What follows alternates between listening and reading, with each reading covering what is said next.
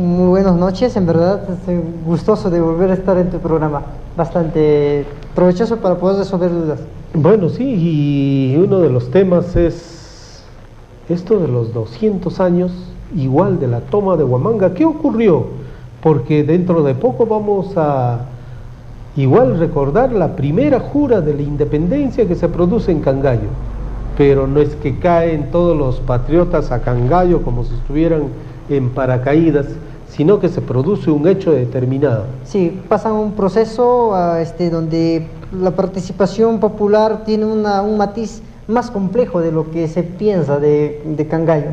Cangallo forma parte de ese proceso del alzamiento en toda la intendencia de Huamanga, ¿no? No es un pueblo que se alza, sino es toda la intendencia, entre Parinacochas, Lucanas, Andahuaylas, Cangallo, y solamente no se alzó Huanta, ¿no? O sea, había una diferencia, sí, había una diferencia así bastante complicada. Pero hay que recordar el evento de cómo ocurrió ese evento de la toma de Huamanga. Hace unas semanas escenificamos desde el Comité Cívico Bicentenario. Sí, ahí tenemos algunas imágenes precisamente. El 31 de agosto, ¿no? Entonces, esto fue el hecho. Ventura Jalamaqui, pero allá nuestro operador parece de Canal 33. Bueno. Ya, y bueno, como le digo, ¿no? O sea, el 31 de agosto es el hecho más decisivo dentro de la historia de la intendencia de Huamanga para ese entonces.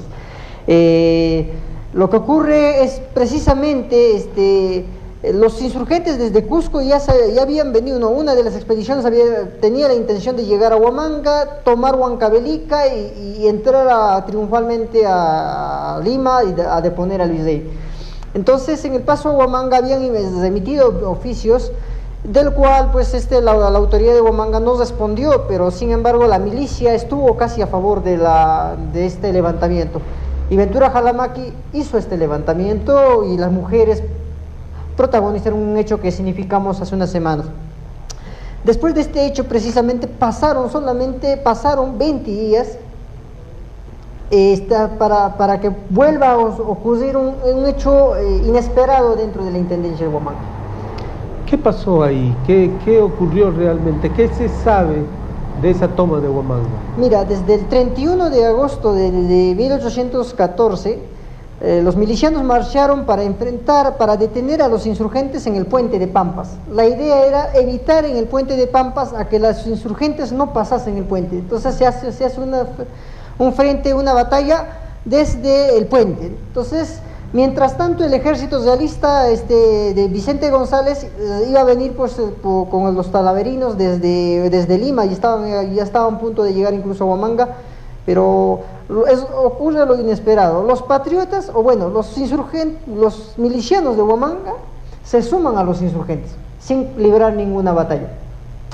Es así, pasan el puente y empiezan a proliferarse desde el puente Pampas hacia Andahuaylas, desde el puente Pampas hacia Cangallo, Parinacochas, Lucanas, una difusión y una constante propaganda de alzar a los pueblos, de buscar mayor adeptos y de conseguir... Y cada vez van sumándose por todos los sitios que van pasando. Sí, el virrey dice que los insurgentes en Huamanga se suman, ocurre como un reguero de pólvora, ¿no? Se hace pueblos y pueblos se empiezan a mandar emisarios, y en el cual los milicianos participan, la tropa de Hurtado de Mendoza también participa, encabezan llegar a los pueblos unas comisiones especiales que se hacen y se empiezan a alzar.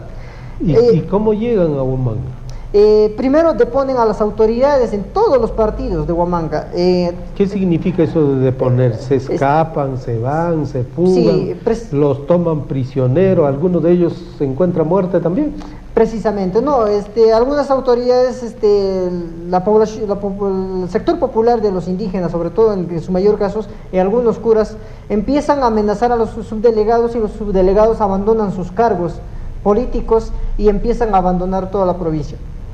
Se toman cargos provisionales por ese entonces, y no hay nada que detenga a los insurgentes en todos los pueblos. O sea, llegan a Huamanga y prácticamente ya no están las autoridades. No. En todos los partidos, o sea, en la parte periferia de la zona sur. Pasa esto y lo que ocurre es que los subdelegados abandonan y empiezan a llegar a Huamanga. Algunos empiezan a abandonar a otras provincias. En el caso de Parinacochas, por ejemplo, tratan de irse a Arequipa, por esa ruta empiezan a desviarse a otros lados, ¿no? Entonces, ¿por qué se demoraron los insurgentes en llegar desde el 1 de septiembre, en que se unen los milicianos? Se demoran 20 días. Entonces, es que cargaron bastante a adeptos, levantaron a la población, a los sectores populares, y los sectores populares se sumaron muy fácil porque en ese tiempo había mucha disconformidad. Los indígenas pagaban altos tributos, muchos se quejaban de la injusticia de ese entonces y sobre todo se amenazaban ya desde antes a las autoridades. Entonces ya había un malestar que lo que hizo es condicionarse las cosas rápido. Ahora, ¿por cuánto tiempo está tomada Huamanga? Mira, el 20 de septiembre entran a Huamanga sin oposición ninguna de los realistas. Los realistas no hacen ninguna oposición alguna. Algunos historiadores dicen que la entrada a Huamanga fue pues tan festiva y tan desconcertante a la vez, porque los fidelistas, la familia de los fidelistas, aguardan con mucho recelo el tema de la ocupación de Huamanga. Posterior a los días de la toma de Huamanga, se empiezan los saqueos a las casas de las principales autoridades.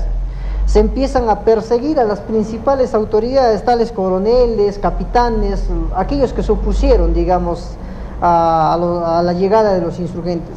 Otra de las cosas que pasan es que la familia de todas las autoridades políticas de ese entonces empiezan a huir también, ¿no? Empiezan a huir y empiezan a esconderse en los conventos, las iglesias, la catedral, por ejemplo, y en el convento de San Francisco, en el convento de la Compañía.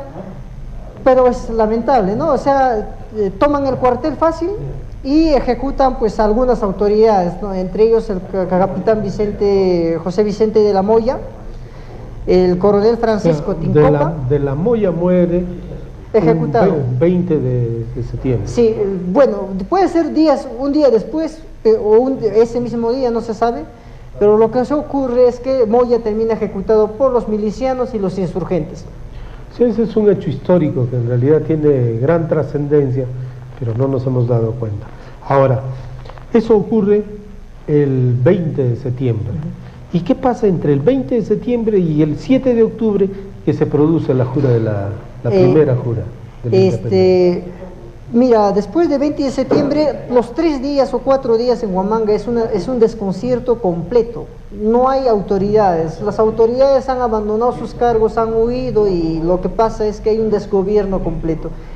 Primera vez en la historia de Huamanga hubo un desgobierno donde no se sabía a dónde apuntaba después de la toma. En los 300 años atrás, o aproximadamente esos años, no había habido determinada crisis en Huamanga.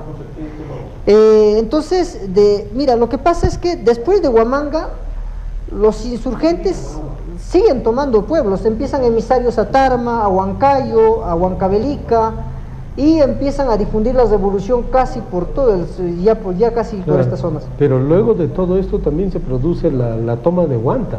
Sí. Pero es una toma sangrienta donde finalmente pierden los patriotas y todo ese proceso de acumulación y todo lo demás de despliegue de muchos pueblos simplemente queda ahí.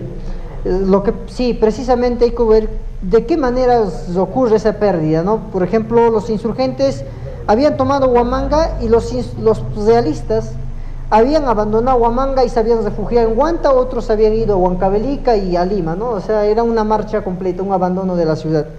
Los milicianos, dicen los documentos que 1.000 milicianos, 100 milicianos pasaron a Huanta y se unieron al regimiento de talaverinos que vieron. Había un cuartel en Huanta, sumaron fuerzas, empezaron a cavar las calles, empezaron a hacer un cerco para que los insurgentes no tomen Huanta y no acometan los mismos atropellos que cometieron en Huamanga, los mismos saqueos, ¿no? Lo que pasa, por ejemplo, hay enfrentamientos desde el 25 de septiembre entre Macachacra, Huamanguilla, Espíritu Santo, donde son los pueblos hoy en día, que ya tenían esos nombres, Y finalmente el enfrentamiento más sangriento en Huanta, ¿no? En Huanta, el enfrentamiento empieza el día 1 de octubre, según algunos historiadores, otros dicen que es el 30 de septiembre, pero lo cierto es que son 2 días de enfrentamiento, ¿no? Lo que ocurre es, el enfrentamiento el día anterior, el 1 de octubre, termina sin inclinar la balanza para ningún ni para los insurgentes ni para los patriotas, perdón, ni para los realistas. En esa situación, al día siguiente se vuelve a producir enfrentamientos. Es catastrófica la descripción que hacen de este evento, porque algunos historiadores refieren, por ejemplo, que se ganaban calles, se perdían calles, el enfrentamiento dominaba toda la ciudad, todo alrededor de Huanta, desde las laderas, desde las calles. En el caso de los realistas, contaron con el apoyo de los huantinos, se afincaron en las ventanas, en los techos, en los patios de las casonas. O sea, que fue un enfrentamiento prácticamente entre sectores apoyados por huantinos y sectores apoyados por huamanguinos.